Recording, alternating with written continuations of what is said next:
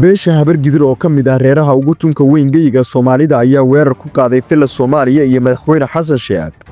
Siyaasiyiin iyo saraakiil ciidan oo si weyn ugu goodiyay inay xukunka ka tuuri doonaan madaxweyne Xasan Sheikh. Chapterka 7 ee dagaalka dawladda iyo beesha habargidir oo bilowday iyo beesha oo wacad ku martay in ay qaadi doonaan tilaabooyin waaweyn maalmaha soo aadan. haddaba muxuu salka ku hayaa dagaalka dawladda federaalka iyo beesha madarkiciis qodobkaas ayaan si weyn u qaadaa dhigi doonaa ee soo dhawaada daawadaya suraadiinta ugaasyada waxgaradka iyo dhaqanka beesha habargidir ayaa si weyn u cambaareeyay tallaabooyinka iyo beegsiga dawladda Xasan Sheikh ay kula kacday beelweynta madarkiciis sida ay hadalka u dhigeen qaar ka mid ah foolaadka beesha habargidir oo kulan ku yeeshay magaalada caasimadda ah ee Muqdisho ayaa si weyn u dhaliilay xukunka dawladda Xasan Sheikh waxayna ku eedeeyeen inuu u geystay barakicin siyaasadaysan sidoo kale waxgaradka beesha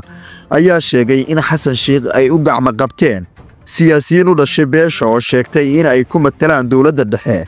kuwaasi oo ay ku micneeyeen carooshadu shaqaystayaan aan matalin reerka habargidir oo door lixaad leh kula siyaasadda gudaha caasimadda iyo guud ahaan dalka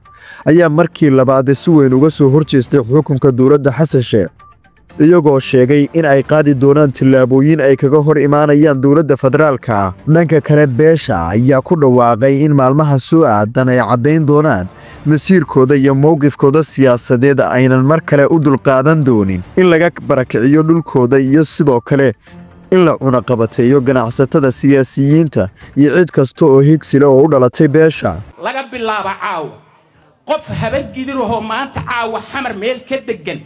meeshiisa markii loogu yimaado dagaala naga go'aana saddex maada Xasan Sheikh Maxamuud idin geystay saddex maado oo idin geystay wuxuu idinku dilay habargidir idinku dilay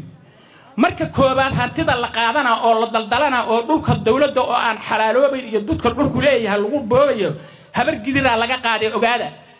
marka labaadna siyaasiyiintoodii iyo shacabkoodii isku diray marka saddexaadna wuu barakiciyay oo deegaankii uu ka barakiciyay oo magaaladii uu ka barakiciyay ma maqlaysaa dhammaantood waa laga ruqsay waa laga eriyay dadkii ku dagaalamayay oo ay ka celinayeen oo burburka ka celinayeen oo hantida inay bilil qaysay ka celinayeen oo inay dadka laayeen laga celinayay ayaa ku raaxaysanaya dollar ku qaadana waxa weeye marka anigu hadalka waa soo koobaya waxaan beesha habargidir dal iyo dabadba ugu baaqaya fadhiga ka kac waxba laydin ma ogola Soomaaliya waa idin diiday waxna idin ma ogola waxay idin ku diideen beena laydin kaga sheegay sideedaba Soomaaliya wax dawlad raba qabiil dawlad raba habargidir ka jirta qabiil kale Soomaaliya dawlad raba ma jiro